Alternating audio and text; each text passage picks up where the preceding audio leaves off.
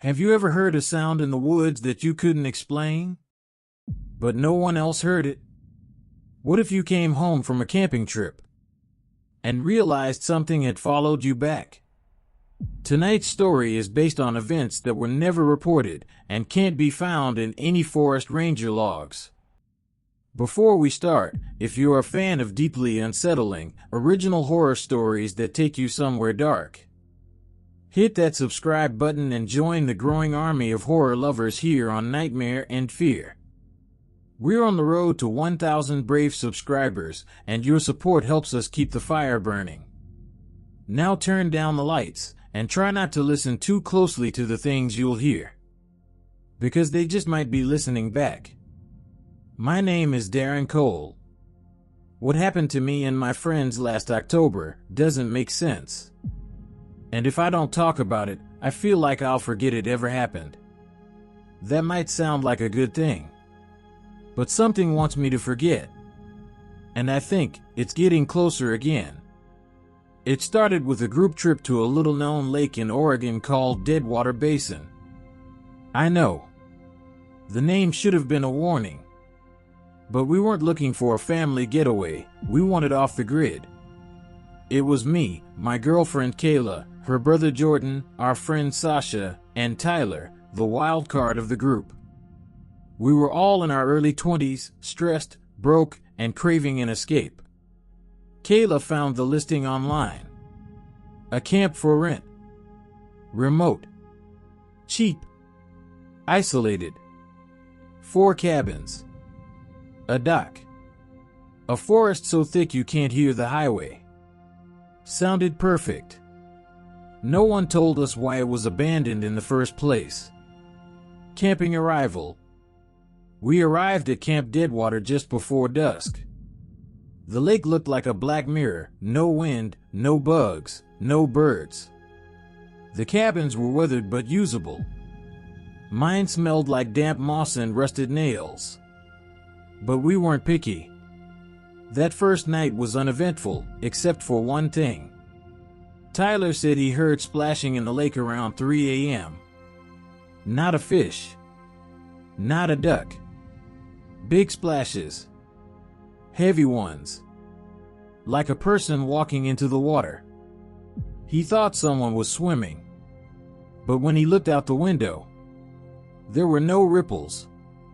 Just still, dead water. Calendar day 2. Sasha found something strange behind her cabin. An old rope, frayed and black with rot, tied into a noose. She said she wanted to leave. Tyler joked that we should hang it above the fire as camp decor. Kayla and I thought it was probably just leftover from hunters or rangers. We brushed it off. Like idiots. That night, we played cards by lantern light. And that's when the static started. Our phones were off. No one had radios. But the lanterns began to flicker, and a soft crackling sound filled the air. It was like a whisper hidden under static. We froze. Looked at each other. No one spoke. Until Jordan whispered, "Do you hear that?" The whispering suddenly stopped. And then, the doorknob turned. We didn't sleep. The next morning, Tyler was gone. We found his shoes by the edge of the dock. And one of the old canoes was missing. The lake was glassy and still. We called and screamed his name. No answer. No splashes. It was as if the water had swallowed him whole, without a sound. We called the ranger station. No service. Kayla wanted to hike out to the car, 10 miles back. But when we reached the trail, there was no path. Just trees. Thicker than before. New trees. Like the forest had shifted overnight. Video cassette night 3. Jordan found an old VHS tape in a drawer inside the main cabin. No label. Just a black, cracked shell. Sasha, against every instinct, brought a portable VHS player. She was into old horror movies, ironic now. We watched it. It was footage from our camp, our exact cabins. But the people in the video weren't us. They were 5 strangers, sitting by the lake, laughing. Then the camera cut to night. One by one, they woke up to knocking. One by one, they walked into the trees and didn't come back. The final frame was someone holding the camera, slowly walking into the lake. The tape ended in static. We slept with knives that night. Kayla woke me up at 4 a.m. She said she saw Tyler standing at the edge of the lake. But he wasn't moving, just staring at us from the dark. I ran out with a flashlight. No one there. But there were wet footprints on the dock. Fishing pole the last day. Sasha went missing. Jordan found her necklace in the canoe. That's when we decided to leave at all costs. We packed, ran toward the woods, hacking through brush. No trail, just walls of pine. But something was following us. We heard it. Just behind the trees. Not footsteps. Not breathing. Just clicking. Like wet bones tapping together. When we looked behind us, the trees looked too perfect. Too straight. Too identical. Like a backdrop. Like we were being watched through a two-way mirror. Jordan screamed when he turned around and saw 2 more cabins behind us. Cabins that hadn't been there before. We made it out. I don't know how. The next thing I remember, I was in a hospital bed 3 towns away. Kayla and Jordan were there too. But neither of them remembered Tyler. Or Sasha. They only remembered the trip as a weird hike that ended early due to bad weather. They looked at me like I was going insane when I mentioned the tape. The noose. The static. The whispering. But I know what I saw. Because sometimes, when I turn on the TV late at night, the screen flickers. And for a moment, I see the camp again. Still. Waiting. And I swear, in the reflection, I see Tyler. Still staring. Still soaked. Still waiting for me to come back. So if you ever find an old camp listed online with no reviews, and a price too good to be true, ask yourself why no one ever came back to leave one. And if you hear something whispering from the lake at night, don't answer. It's already walking toward you. What would you do if you woke up in the middle of the forest, and none of your friends remembered who you were? What if they weren't even your friends anymore? Tonight's story will pull you into the heart of Devil's Hollow, a cursed place no map dares to show. But before we begin, if you're a fan of terrifying, original horror stories told with chilling sound design and deep narration, hit that subscribe button and help us reach our goal of 1,000 brave souls who love a good scare. Now grab your flashlight, stay close to the fire, and don't look away, even for a second. Because something in the woods remembers you. The Forgotten Cabin in Devil's Hollow. My name is Tyler Monroe, and I'm about to tell you something that never should have happened. Something I wish I could forget, but the woods won't let me. Last summer, my friends and I decided to go on a week-long camping trip deep into the Appalachian backcountry. No phones, no GPS, just us and the wild. It was me, Quinn, Maddie, Ezra, and Riley, friends since high school. We'd camped before, but this time, we wanted to get off-grid. We picked a place none of us had ever been to. a small valley called Devil's Hollow. There was no marked trail. We only found it because an old man at a gas station told us about it after hearing we were looking for a real adventure. He warned us not to stay overnight. You can pass through Devil's Hollow if you're smart, he said. But don't make camp there. People forget things there. Like who they are. We laughed. Thought he was just trying to scare off a bunch of city kids.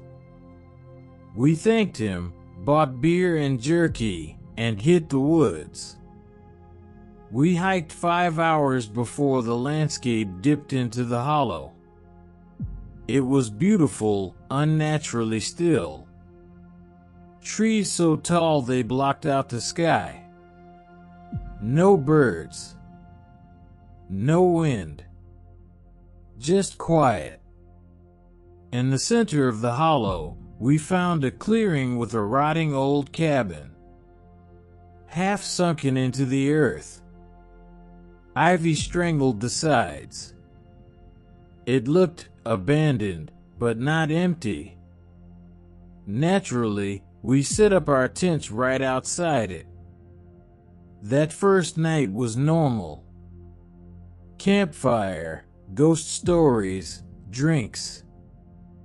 I thought I saw something moving by the tree line, but chalked it up to the whiskey. But at 2:13 a.m., I woke up. Not from a noise, but from complete silence. No bugs. No breeze. Like the forest had stopped breathing. I unzipped my tent. Everyone else was still asleep, or pretending to be. I swear, I heard my name whispered behind me. Just once. Tyler. I spun around. Nothing. But the cabin door was open now. Day 2, things started to unravel. Riley swore she saw someone standing inside the cabin that morning. Ezra had a dream where we were all sitting around the fire, except we had no faces. Quinn started getting nosebleeds. And Maddie kept asking me where I'd gone, even though I'd never left camp. By evening, we were all tense. The firewood was damp, our food tasted sour, and time felt off. Like an hour could pass in seconds, or seconds could last forever. That night, I dreamed of the cabin. I was inside it, and the walls were breathing. The air was heavy with voices, whispering names I didn't know. There was a mirror in the center of the room, and when I looked into it, I wasn't me. I was someone else. Someone older. My face twisted and pale. And the thing behind me was smiling. I woke up screaming. But here's where it gets worse.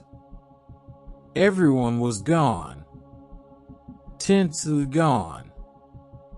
Backpacks gone. No signs of fire, no footprints. Just me and the cabin. I ran around the clearing, calling their names, thinking it was a prank. But then, Maddie walked out of the trees. Only, she looked right through me. I grabbed her arm. Maddie. It's me. She pulled away. I'm sorry. Do I know you? Quinn appeared behind her. Then Ezra. Then Riley. Same reaction. None of them knew who I was. Not even my name. I was erased. I followed them in disbelief. They started hiking out of the hollow like nothing was wrong. They talked about the trip like they'd just arrived. They had no memory of the previous nights. No memory of me. When I tried to explain, they accused me of stalking them. So I gave up. I ran deeper into the hollow, screaming. And that's when I heard the whisper again. Right behind me. Tyler, you stayed. I turned, and the cabin was there again. Right in front of me, even though I'd run miles. Its door was wide open. Inside, a candle was lit. And the mirror was waiting. I don't know how long I was in that place. Days? Weeks? Time doesn't work in Devil's Hollow. But when I finally stumbled out of the forest, a search party found me 3 towns over. I'd been missing for 14 months. My friends? They're fine. They went home that day and told their parents the trip had been great, except for some guy who followed them into the woods. They don't remember me. But I remember everything. And sometimes at night, I see the cabin again. In my dreams. In the mirror. In reflections where there shouldn't be any.